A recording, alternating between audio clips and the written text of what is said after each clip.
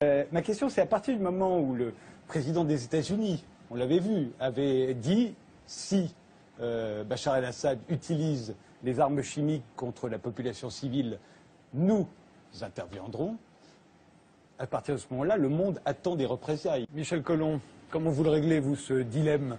Mais écoutez, quand je viens d'entendre monsieur affirmer avec certitude qu'on avait toutes les preuves pour les armes chimiques parce que les services secrets des États-Unis, de la Grande-Bretagne et de la France nous le disaient, les mêmes qui disaient la même chose sur l'Irak, et on sait que c'était un mensonge.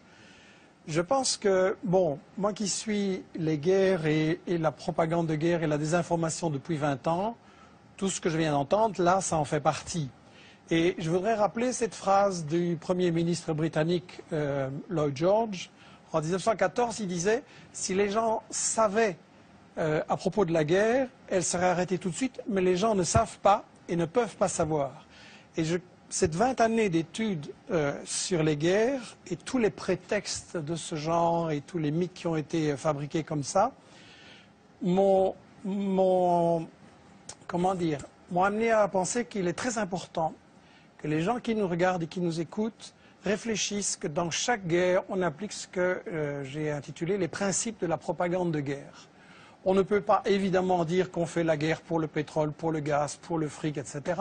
Donc il faut travailler l'opinion publique, premièrement en cachant les intérêts, et je m'excuse, la question de la Syrie c'est très simple, il y a du pétrole, il y a du gaz, il y a des gazoducs, il y a des projets énormes en dessous de la Méditerranée qui intéressent Israël, tiens, et quand on voit que Total et le Qatar maintenant en Libye se partagent le gaz, ben, il ne faut pas faire un dessin. Le deuxième grand principe de la propagande de guerre, c'est de cacher l'histoire.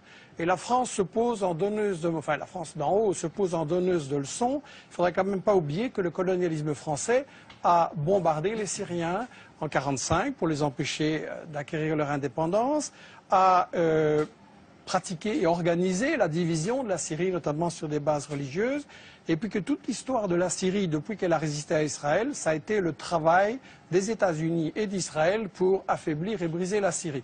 Et Roland Dumas disait il n'y a pas longtemps qu'il y a 2 ans, on lui avait dit à Londres, on prépare quelque chose contre la Syrie, est-ce que tu veux en faire partie? Il avait dit non, 2 ans avant les manifestations. Le troisième grand principe de la propagande de guerre, c'est qu'il faut absolument, quand on a décidé d'attaquer pour le pétrole, le gaz ou le fric, il faut absolument diaboliser l'adversaire. Et donc là, on a droit à toute une série d'histoires. Et celui qui dit, moi je sais, qui dit ici, je sais tout ce qui se passe en Syrie, je n'ai aucune certitude, pour moi c'est un charlatan. Je pense qu'il n'y a pas de guerre propre, je pense qu'on a vu des atrocités des deux côtés. Et je pense que quand on se réclame de la justice, dire avant toute enquête, je sais qu'il va falloir faire quelque chose et je sais qui est coupable, c'est pas sérieux. Un tribunal qui jugerait comme ça ne serait pas accepté.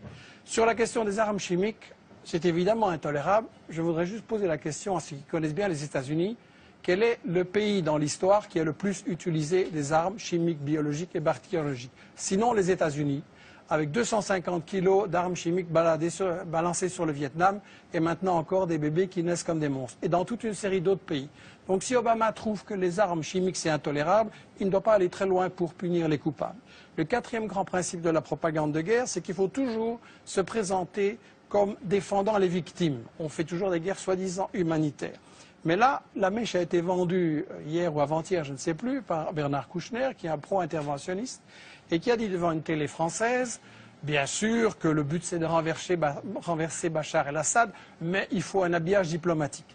Ça veut dire qu'on n'est pas là pour défendre les Syriens, parce qu'en réalité c'est une guerre qui a été provoquée par les États-Unis et leurs alliés dès le départ, comme Roland Dumas l'a dit. On n'est pas là pour protéger les victimes et pour les empêcher. Au contraire, on veut qu'il y en ait plus pour avoir un prétexte d'intervenir. Et je tiens à rectifier les mensonges qui ont été dits. Le gouvernement syrien est parfaitement d'accord de négocier.